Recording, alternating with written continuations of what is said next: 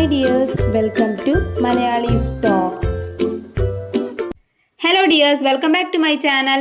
Calicut university second semester BA മലയാളത്തിൽ രണ്ടാമത്തെ മൊഡ്യൂളിലെ important questions ആണ് നമ്മളിന്ന് ഡിസ്കസ് ചെയ്യാനായിട്ട് പോകുന്നത്. ആദ്യമായി നമ്മുടെ ചാനൽ കാണുന്നവരുണ്ടെങ്കിൽ സബ്സ്ക്രൈബ് ചെയ്യാൻ മറക്കരുത്. അതുപോലെ തന്നെ ഞാൻ റിവിഷൻ ക്ലാസ് ഓൾറെഡി സ്റ്റാർട്ട് ചെയ്തിട്ടുണ്ട്. റിവിഷൻ ക്ലാസ് എന്ന് പറയുമ്പോൾ ഓരോ ചാപ്റ്ററിൽ സമ്മറി പറഞ്ഞു പോവലല്ല, ഓരോ ചാപ്റ്ററിലെയും സമ്മറിയുടെ ഏറ്റവും ഇമ്പോർട്ടൻറ്റ് പോയിന്റുകൾ മാത്രം എടുത്ത് പറയുന്ന ഒരു റിവിഷൻ ക്ലാസ് ആണ് ഞാൻ ചെയ്തിരിക്കുന്നത്. അപ്പോൾ അതെന്ന് പറഞ്ഞു കഴിഞ്ഞാൽ നിങ്ങൾക്ക് പെട്ടെന്ന് ആ ഒരു പോയിന്റുകൾ നിങ്ങളുടെ മൈൻഡിലേക്ക് എത്തിച്ചേരുകയും നിങ്ങൾക്ക് ആ ഒരു സമ്മറി എളുപ്പത്തിൽ എഴുതാൻ സാധിക്കുകയും ചെയ്യും. അപ്പോൾ അതുകൊണ്ട് തന്നെ നിങ്ങൾക്ക് അത് വളരെ ഉപകാരപ്രദമാവും. താല്പര്യമുള്ളവർക്ക് വേണ്ടിയിട്ട് നമ്പർ ഡിസ്ക്രിപ്ഷനിൽ കൊടുക്കാം, കോൺടാക്ട് ചെയ്താൽ മതി. അപ്പോൾ നമുക്ക് സ്റ്റാർട്ട് ചെയ്യാം. അപ്പോൾ ഈ ഒരു മൊഡ്യൂൾ എന്ന് പറയുന്നത് വിമർശനത്തിൻ്റെ ഒരു മൊഡ്യൂളാണ്. പ്രസിദ്ധ വിമർശകരെ കുറിച്ചും വിമർശന ഘട്ടങ്ങളെ കുറിച്ചിട്ടും എല്ലാം ആദ്യം തന്നെ ഇവിടെ പറഞ്ഞിട്ടുണ്ട്. അപ്പോൾ അതിൽ വിമർശകരെ കുറിച്ചിട്ട് എല്ലാം നന്നായി മനസ്സിലാക്കി വെക്കണം. അതിൻ്റെയൊക്കെ ഒരു വീഡിയോ ഞാൻ ഓൾറെഡി നമ്മുടെ ചാനലിൽ ഇട്ടിട്ടുണ്ട്, കാണാത്തവരൊക്കെ ഒന്ന് കാണാം. അതിൽ ഓരോ വിമർശകരെ കുറിച്ചും അവരുടെ പ്രത്യേകതകളെ കുറിച്ചിട്ടും എല്ലാം പോയിന്റ് വൈസ് ആയിട്ടാണ് ഞാൻ ക്ലാസ് എടുത്തിരിക്കുന്നത്. നിങ്ങൾക്കത് ഉപകാരപ്രദമാകും, അതിൽ സംശയമൊന്നുമില്ല.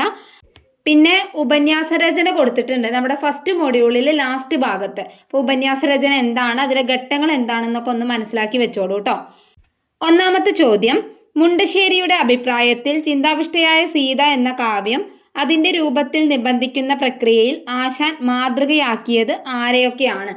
അപ്പോൾ ഉത്തരം വരുന്നത് കാളിദാസന്റെ മേഘസന്ദേശത്തെ അദ്ദേഹം മാതൃകയാക്കിയിട്ടുണ്ടായിരുന്നു. അപ്പോൾ അത് മെയിനായിട്ട് എടുത്ത് പറയുന്ന ഒരു കാര്യമാണ്. അതുപോലെ ബ്രൗണിങ്ങിൻ്റെ കൃതികളും അദ്ദേഹം മാതൃകയാക്കി എന്ന് പറയുന്നുണ്ട്. ഇനി രണ്ടാമത്തെ ക്വസ്റ്റ്യൻ, ചിന്താവിഷ്ടയായ സീത കൈകാര്യം ചെയ്യുന്ന പ്രധാന പ്രമേയം എന്ത്?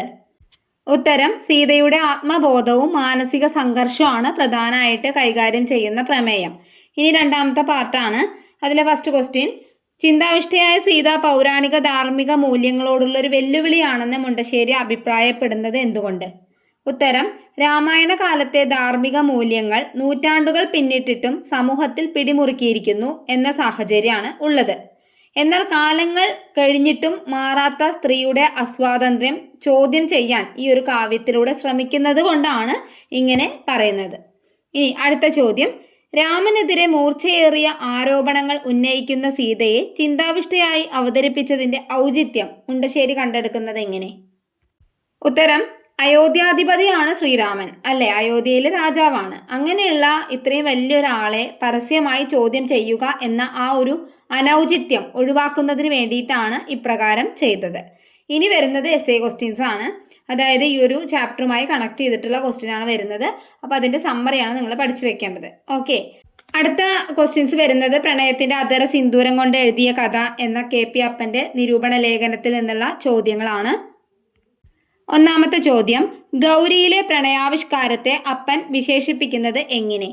ഉത്തരം പ്രണയചേഷ്ടകളില്ലാത്ത പ്രൗഢമായ സ്ത്രീ പുരുഷ പ്രേമം എന്നാണ് വിശേഷിപ്പിച്ചത്.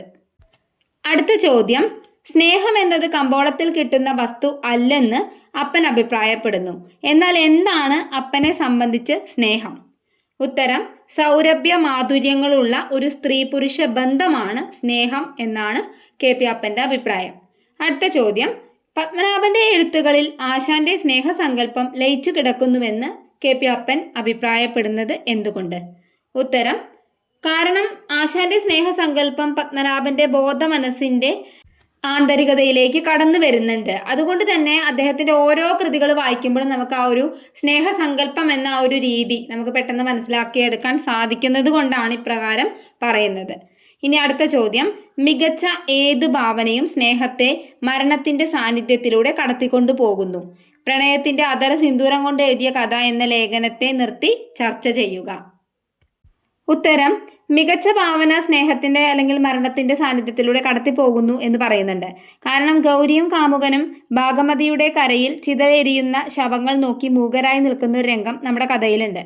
സ്നേഹം മരണവുമായി കൈകോർക്കുന്ന ഈ രംഗം പത്മനാഭന്റെ കാവ്യാത്മകമായ ഒരു അറിവാണെന്നാണ് അപ്പൻ നിരീക്ഷിക്കുന്നത്. ശബ്ദത്തോടെ കത്തിരിയുന്ന ഈ ചിതകൾ പ്രേമത്തിന്റെ തീവ്ര അനുഭവത്തിലിരിക്കുന്ന കഥാപാത്രങ്ങളിലേക്ക് ജീവിതത്തിന്റെ നേർക്കുള്ള രാഗശൂന്യതയുടെ ആശയം കടത്തിവിടാൻ കഥാകൃത്ത് നടത്തിയ ഒരു ചലനമാണെന്നാണ് ഇവിടെ പറയുന്നത്. അപ്പം നിങ്ങൾ ഇതേപോലെയാണ് എഴുതി വെച്ചാൽ മതി കേട്ടോ അതിൻ്റെ ആൻസർ. അടുത്തത് ഈ ചാപ്റ്ററിൽ നിന്ന് വരുന്ന എസ്സേ ക്വസ്റ്റ്യൻ. അത് നമ്മൾ മുമ്പ് പറഞ്ഞ പോലെ തന്നെ സമ്മറി നന്നായി പഠിച്ചിട്ട് ക്വസ്റ്റ്യൻ കണക്ട് ചെയ്തിട്ട് എഴുതുകയാണ് വേണ്ടത്. ഇനി അടുത്ത ചാപ്റ്റർ എന്ന് പറയുന്നത് ഇവനെ കൂടി എന്നുള്ള കവിതയുടെ നിരൂപണ ലേഖനാണ്. അപ്പോൾ അതിൽ നിന്നുള്ള ക്വസ്റ്റ്യൻസ്. ഒന്നാമത്തെ ക്വസ്റ്റ്യൻ, ഇവനെ കൂടി എന്ന കവിതയുടെ പ്രമേയം എന്ത്? ഉത്തരം, സാധാരണ വിലാപകാവ്യങ്ങളിൽ നിന്നും കുറച്ച് വ്യത്യസ്തമായിട്ട് മലയാള സാഹിത്യത്തിനും സാഹിത്യ ചരിത്രത്തിനും വൈലോപ്പിള്ളി ആരായിരുന്നു എന്നും അദ്ദേഹത്തിൻ്റെ മരണം മലയാള കവിതയ്ക്ക് ഉണ്ടാക്കിയ നഷ്ടം എന്താണെന്നും ആവിഷ്കരിക്കുന്ന ഒരു കവിതയാണ് ഇവനെ കൂടി എന്ന കവിത.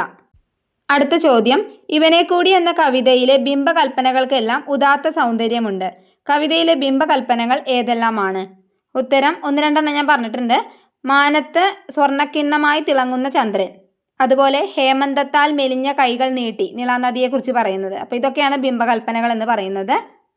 അടുത്ത ചോദ്യം, വിലാപകാവ്യങ്ങളുടെ മലയാള സാഹിത്യ ചരിത്രത്തിൽ ഇവനെ കൂടി എന്ന കവിതയുടെ പ്രാധാന്യം എന്ത്?